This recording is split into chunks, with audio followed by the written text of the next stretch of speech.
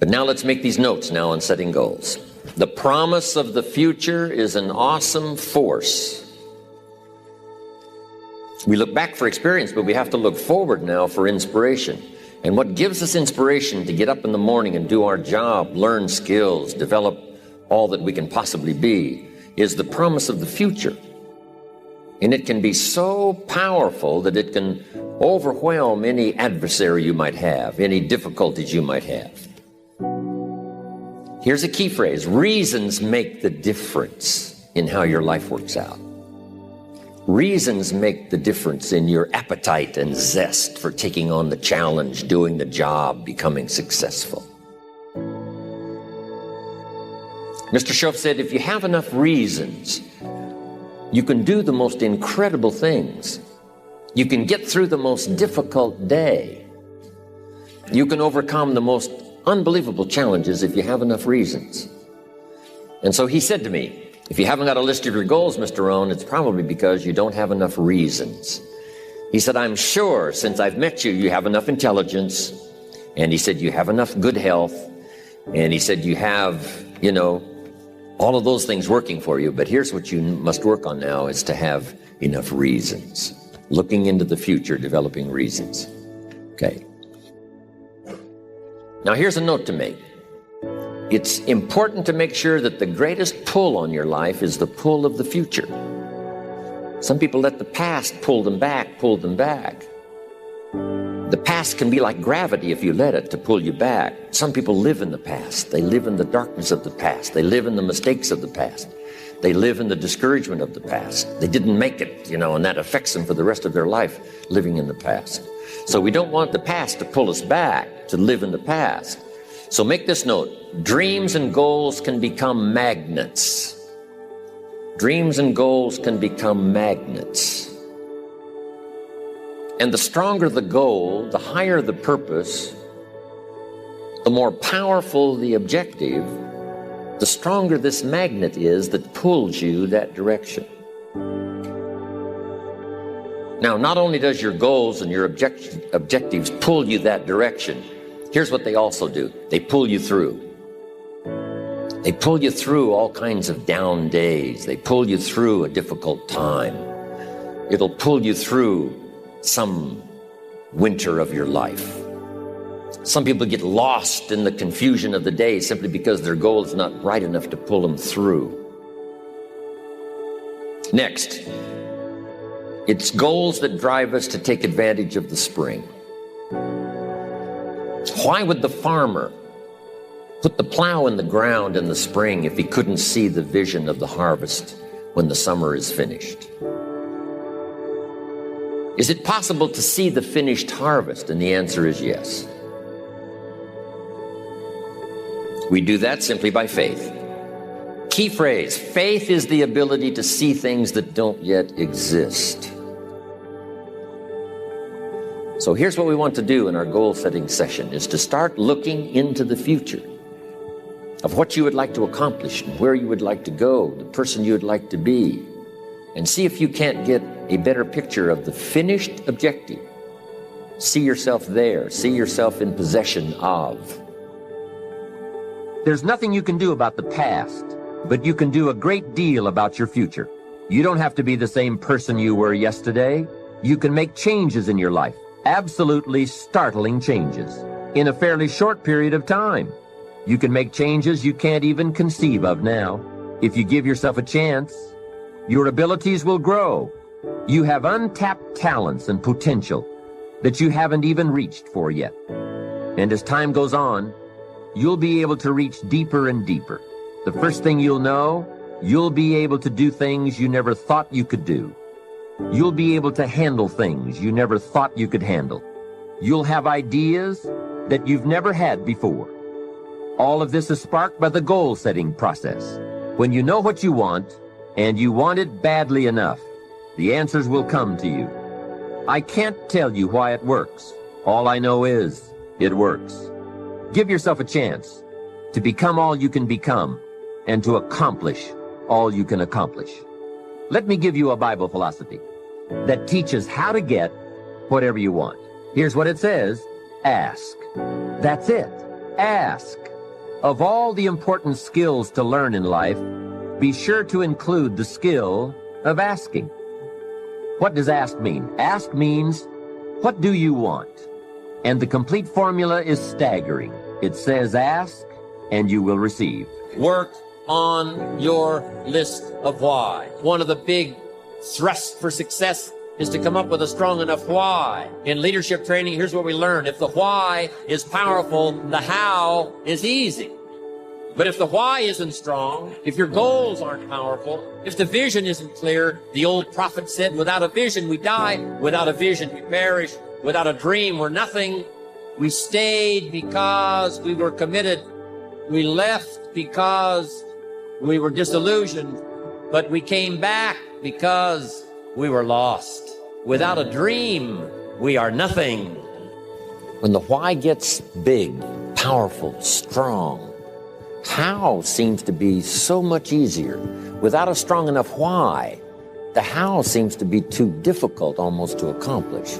Say, how do you manage your time? Hey, if you had strong and powerful enough goals, you'd figure out how to manage your time. You'd get a book on the subject. You'd do something to manage your time if it was worth it.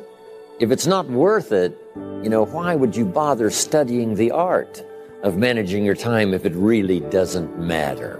But if it really mattered in the accomplishment of your goals and why you wish to accomplish them, see, you can do anything. You can get up any hour, read any book, take any class, make any change, develop any skill, do any discipline. You can do it all. When this how and the why, or when the why starts to grow, the how gets simple. Maybe one of your goals was to have $1 million home on the hill overlooking Snake River Valley. Okay, that'd be a good goal, $1 million home. Here's the next question. What for? What for?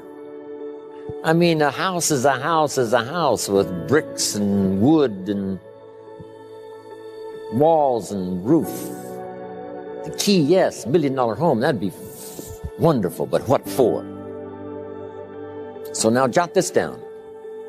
Purpose is stronger than object. The object would be the house, and that'll pull. That's a worthy goal to go for, the object of the house. But here's a stronger goal, the purpose for the $1 million home. So if you got that line, it's one of my best for the whole day. Purpose is stronger than object. It's okay to have plenty of objects to go for on your goal list. But always keep asking yourself the question, and sometimes it's good to just write it out. Here's why I want this money. Here's why I want this place. Here's why. And you start developing those reasons. And I'm telling you now, this starts to become incredibly powerful. Okay. Now, here's the next exercise. I want you to look now at the whole list that you've written and the exercises we've done. Now I want you to answer this question. What kind of person must I become to achieve all I want? Now we've got two things working. What you become helps you to achieve, and what you achieve helps you to become. And the more you become, the more you can achieve, and the more you achieve, the more you can become. Who knows which affects the other the most? Your concept of the person you think you must become to achieve what you want. This is time for a little truth here. Maybe you need to become much wiser than you are at the moment. You need to become stronger. You need to have better health. Maybe you need a little coaching to really become the person I want to become. I'm going to have some coaching. Physical coaching, spiritual coaching, developing skills coaching. To be the influence you want to be, you got to build an incredible reputation. What kind of person must I be to attract all that I want in my life and the people that I want and the opportunities that I want? Don't set your goals too low. Don't join an easy crowd. You won't grow. Go where the expectations are high. Go where the demands are high. Go where the pressure's on to perform, to grow, to change, to develop, to read, to study, to develop skills. I belong to a small group. We do business around the world. You cannot believe the expectations at that level. What we expect of each other in terms of excellence, far beyond average, so that we can receive from the group, we can contribute to the group, something unprecedented. It's called living at the summit. Go where the demands are high. Go where the expectations are strong, so that it'll provoke you, push you, urgently insist that you not remain the same for the next couple of years, the next 5 years, that you'll grow and change. So don't set your goals too low. But you've got to do better than work hard and be sincere all of your life. You'll wind up broke and embarrassed. You've got to be better than a good worker. You've got to be a good asker. Let me give you some key points on this asking and receiving, setting goals, asking of life. Here's part of the philosophy that helped me to change. First, asking starts the receiving process. Asking is like pushing a button, and all this machinery starts working, mental and emotional machinery. I don't even know how it works, but I do know it works. There are a lot of things you don't need to know how they work. Just work them. Some people are always studying the roots. Others are picking the fruit. It all depends on what end of it you want in on. So asking is the beginning of receiving. Second, receiving is not the problem. You don't have to work on receiving. It's automatic. So if receiving is not the problem, what is the problem? It's failing to ask. The man says, I see it now. I got up every day this year and hit it hard, but nowhere in my house is there a list of what I want from my life. Can you see? Good worker, poor asker. Third, receiving is like the ocean. There's plenty, especially in this country. It's like an ocean here. Here, success is not in short supply. It isn't rationed, so that when you step up to the window, it's all gone. No, no. Well, if that's true, what is the problem? Well, the problem is some people go to the ocean with a teaspoon. Have you got the picture? A teaspoon. What I suggest you do in view of the size of the ocean is trade your teaspoon for at least a bucket. And you will look better at the ocean with a bucket. Kids won't make fun of you. Now here's something else to remember about asking. There are two ways to ask. One is ask with intelligence. It didn't say ask intelligently, but I'm sure it meant that. Don't mumble. You won't get anything by mumbling. Be clear, be specific. Intelligent asking means how high, how long, how much, when, what size, what model, what color. Describe what you want. Define it. Remember, well-defined goals are like magnets. The better you define them, the stronger they pull.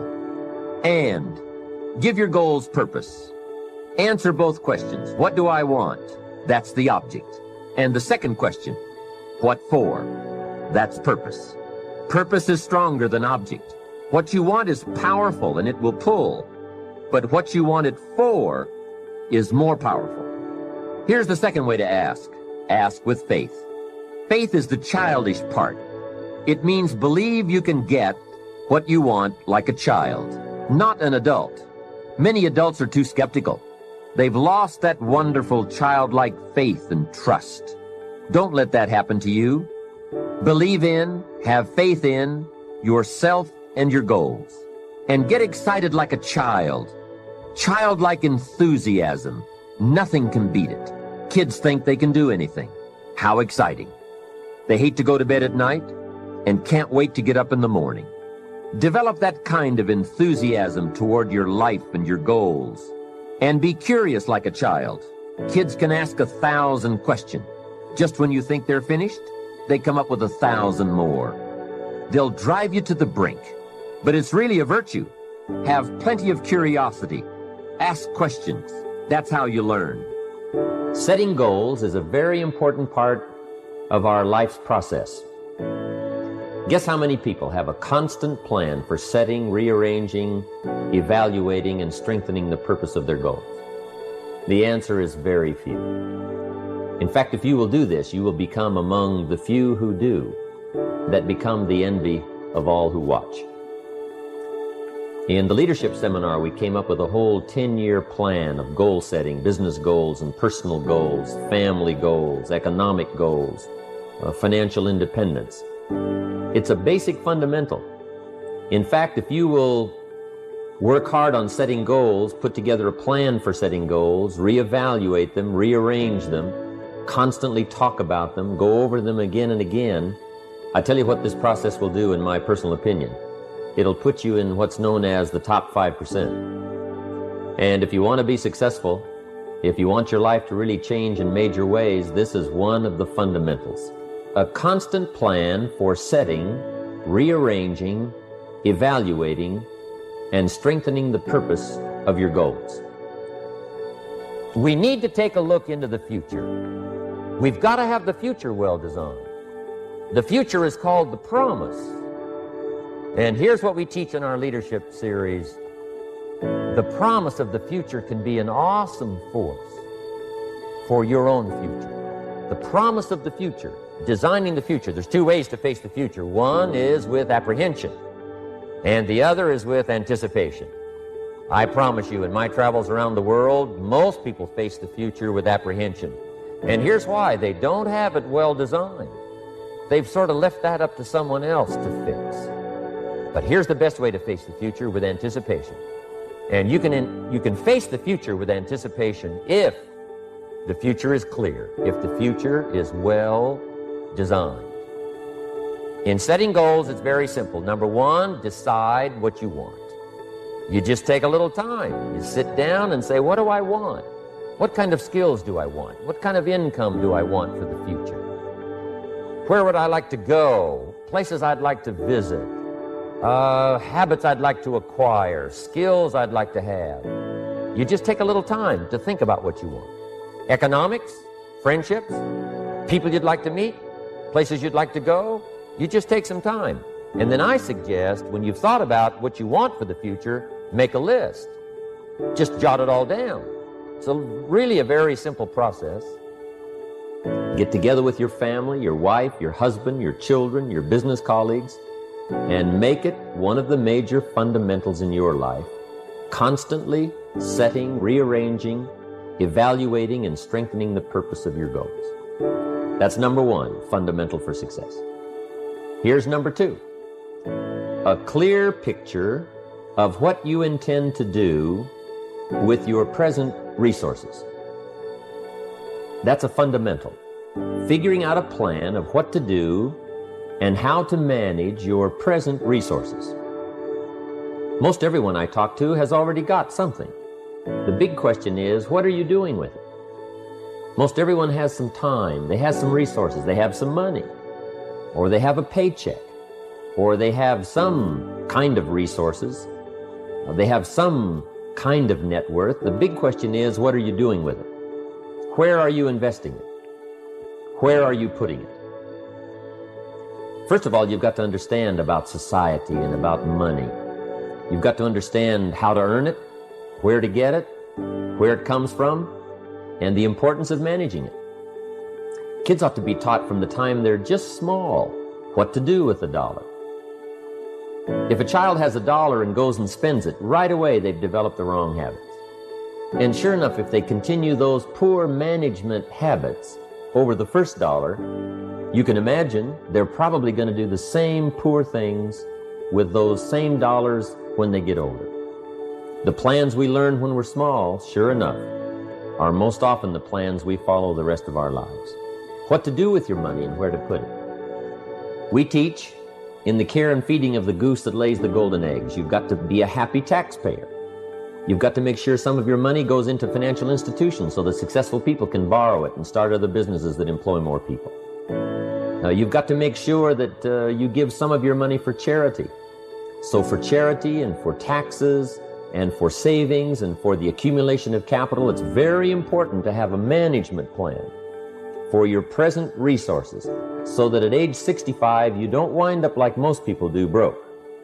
You wind up with substance. You wind up with plenty to share. You wind up with plenty to enjoy. A plan for using all of your present resources wisely.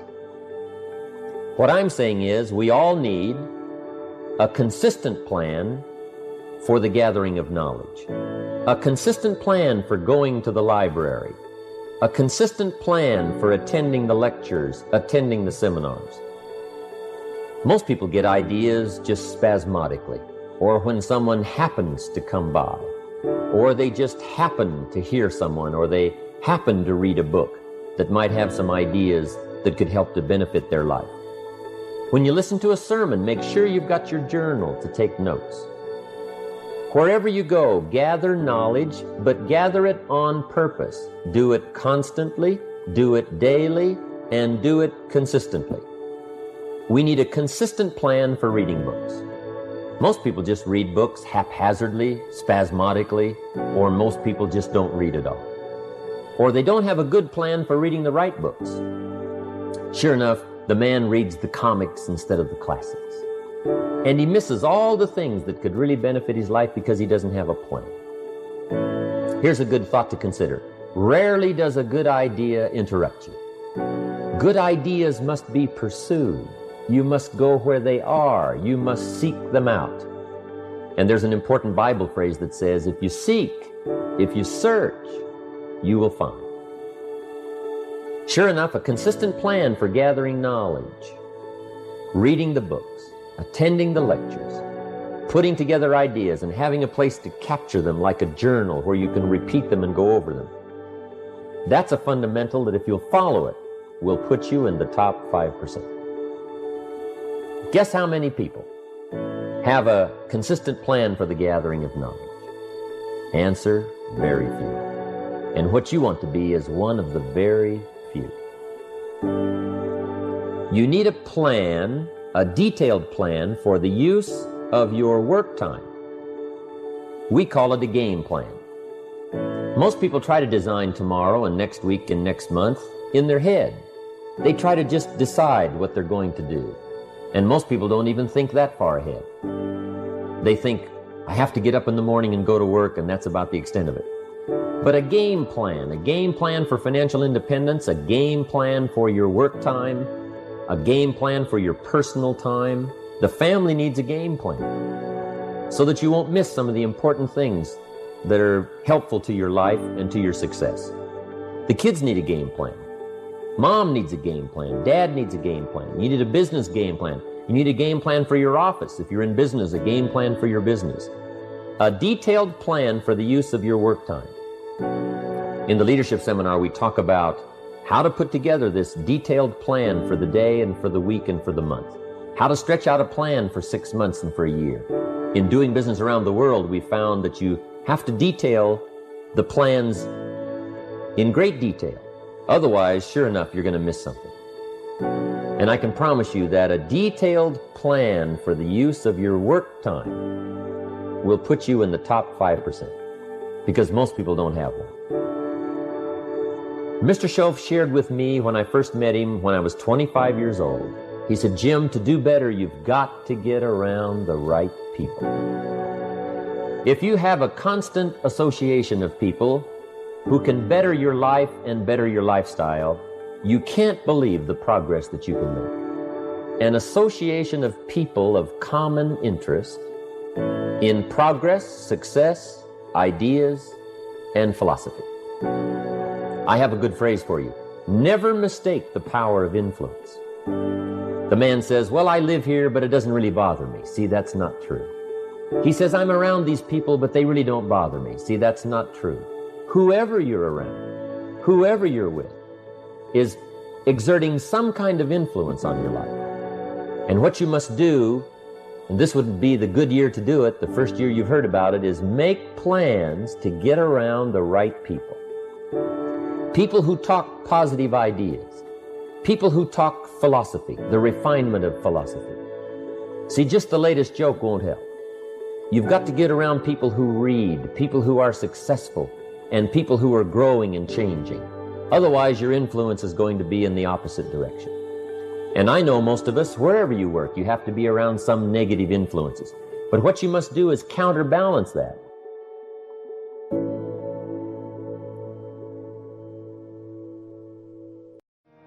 I want you to ponder these 4 questions. Here's the first one, and that's why. Why pay the price? Why work this hard? Why go this far? Why try to learn this much? Why try to do it all?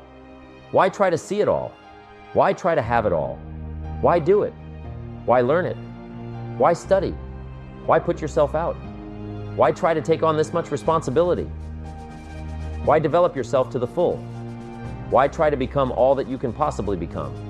Why try to earn as much as you can earn? Share as much as you can share? Develop every skill you possibly can? See every human you possibly can? Go to every class you possibly can? Touch everybody you possibly can? Why do that much? Why go that far? Why share that much? Why give that much away? Why try to see everything? Why try to do everything? Why try to become everything? That's a good question, why? And you're the only one personally that can answer that question for yourself. You've got to have your own list of whys. What I want you to do now is, when you go home after you've left this extravaganza, work on your list of whys. One of the big thrusts for success is to come up with a strong enough why. In leadership training, here's what we learn. If the why is powerful, the how is easy. But if the why isn't strong, if your goals aren't powerful, if the vision isn't clear, the old prophet said, without a vision, we die. Without a vision, we perish. Without a dream, we're nothing.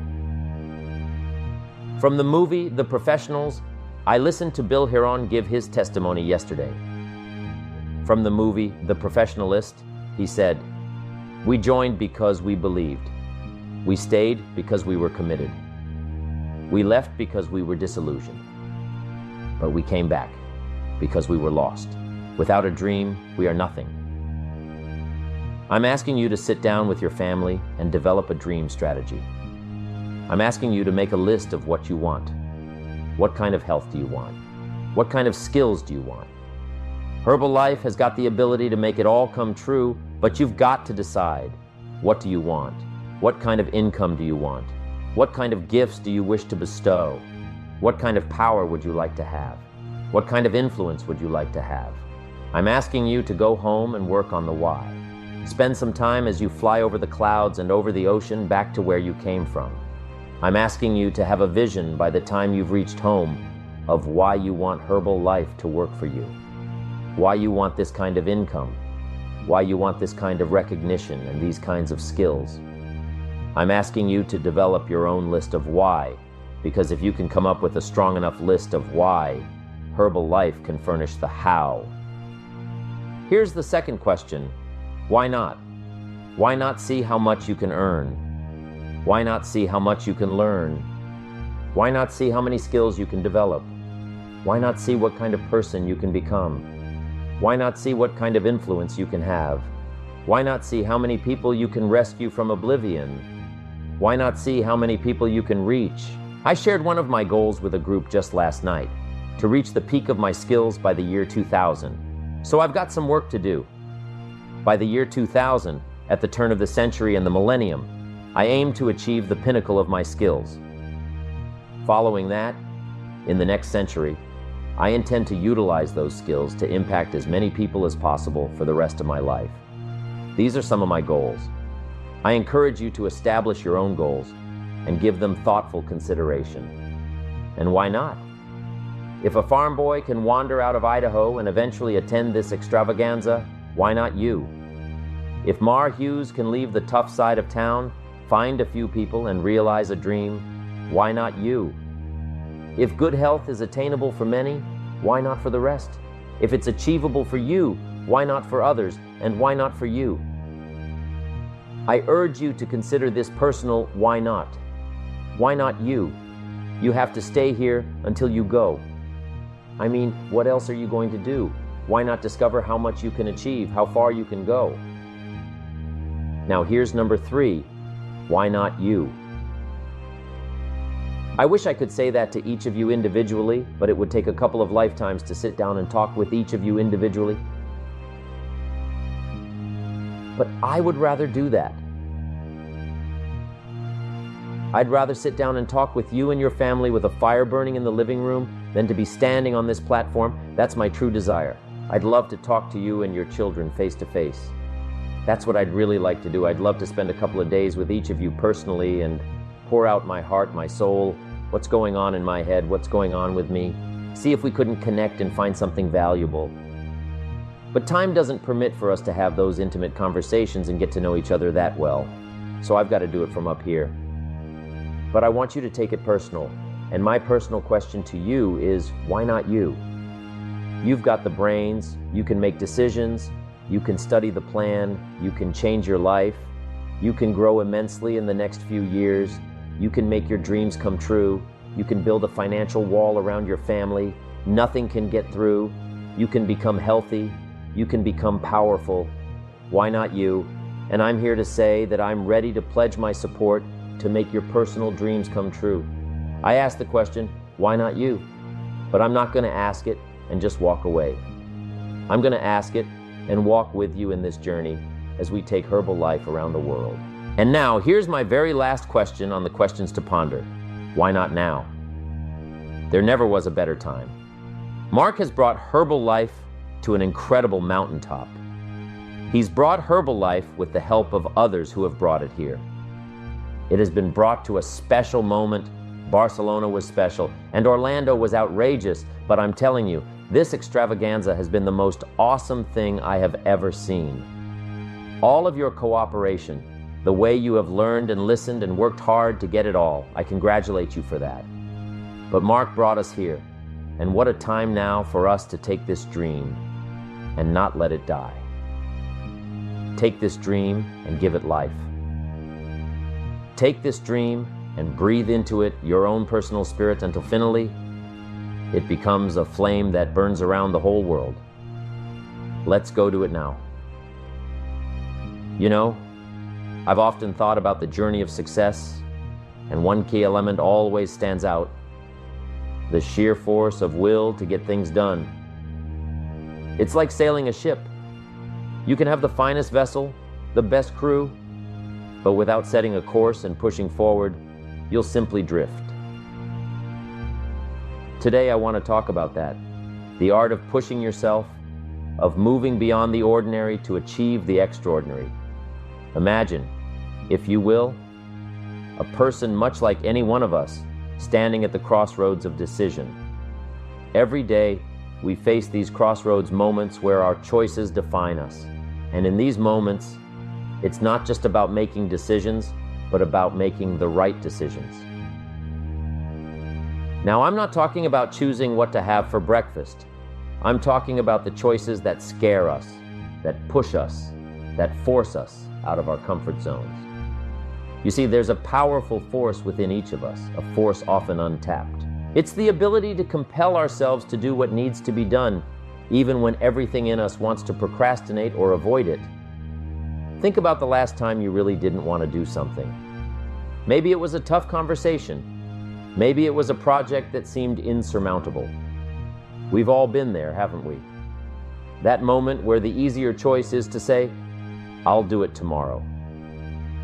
But here's the thing.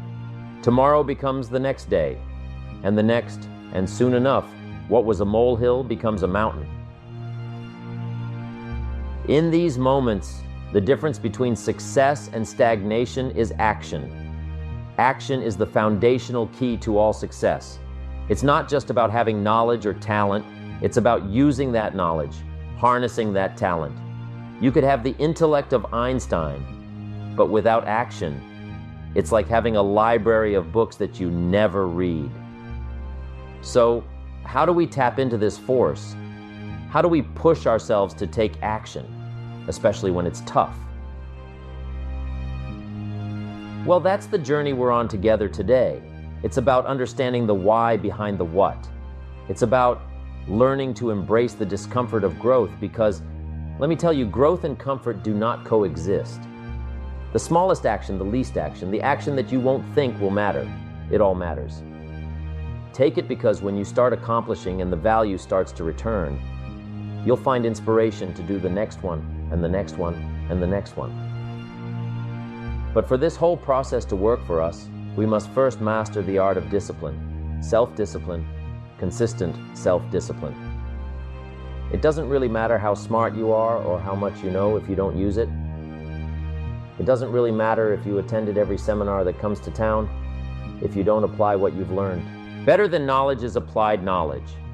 And once we've applied our knowledge, we must study the results of that process. Apply our knowledge, study the results, refine our approach. Pretty soon, we'll find that we're swept into a spiral of achievement, a vertical rise to success. It takes consistent self-discipline to master the art of setting goals, to master the art of time management, to master the art of leadership, to master the art of parenting and relationships. If we don't make consistent self-discipline part of our daily lives, the results we seek will be sporadic and elusive. It takes a consistent effort to truly manage our valuable time, or we'll be consistently frustrated. Our time will be eaten up by others whose demands are stronger than our own.